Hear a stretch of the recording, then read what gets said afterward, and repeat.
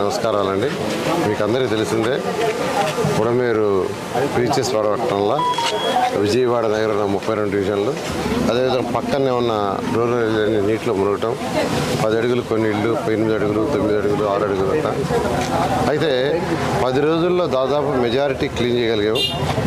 కొన్ని లోతట్టు ఏరియాలు అయినటువంటి జర్నలిస్ట్ కాలనీ, దాని పక్కన జర్నలిస్ట్ కాలనీ అనుకున్న విధులు, అదేవిధంగా సాయిబాబా టెంపుల్ ఉండే ఏరియా, ఈ ఏరియాలో ఇది లోతట్టు area.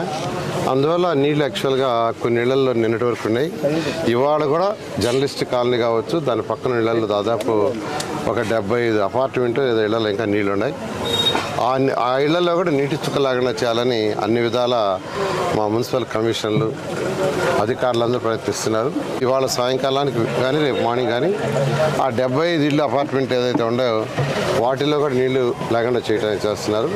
At the same time ఎక్కడైతే నిన్న వార్ ఫుటింగ్ మీద కొన్ని వీధుల్లో మేము టీవీ ముందే చెప్పాను, నేను మార్నింగ్ ఏమని సాయంకాలం కల్లా 5 గంటలకల్లా చుక్క నీళ్ళు లేకుండా చేస్తామని.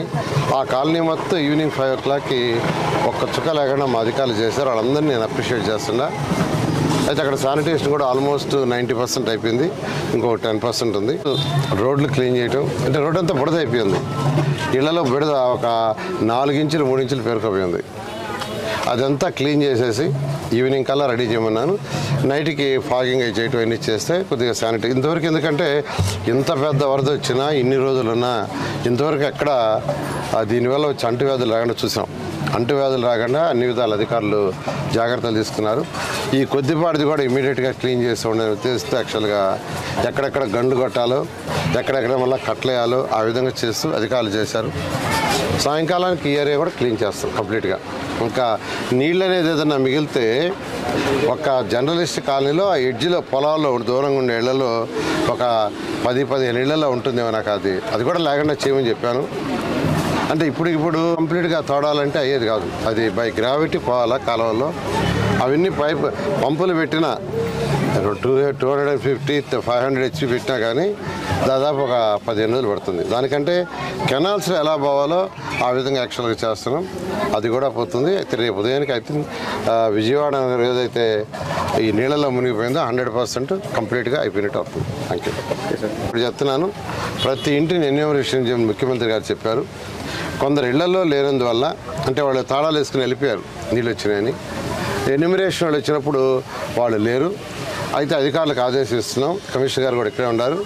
ఎవరైతే వెళ్ళిపోయి మళ్ళీ వెనక్కి వచ్చారో వాళ్ళందరినీ కూడా ఎన్యూమరేషన్ ఇవ్వటం, ప్రతి ఇంటిని ఎన్యూమరేషన్ చేయడం జరుగుతుంది. అదేవిధంగా సన్ డాక్టర్ ఉన్నారు. సన్కి పెళ్ళి అయిపోయింది, బట్ ఆధార్ కార్డు ఒక్కటే ఉంది. ఆధార్ కార్డు ఆయన సపరేట్ ఫ్యామిలీ, సపరేట్ కుటుంబం.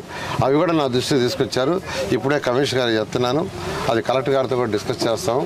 వాళ్ళకు కూడా ఇవన్నీ ఇచ్చే విధంగా చేస్తాం. వాళ్ళు సపరేట్ ఫ్యామిలీ ఉంటే ఆ డోర్ నెంబర్ ప్రకారం, ఒకే డోర్లో మళ్ళా తల్లి కొడుకు ఉంటే అది ఎవరు మళ్ళీ అది అడగదు, అది తప్పది. డిఫరెంట్ డోర్ నెంబర్లో ఉంటే ఖచ్చితంగా వాళ్ళందరికీ ఇచ్చే విధంగా చేస్తాం. Thank you.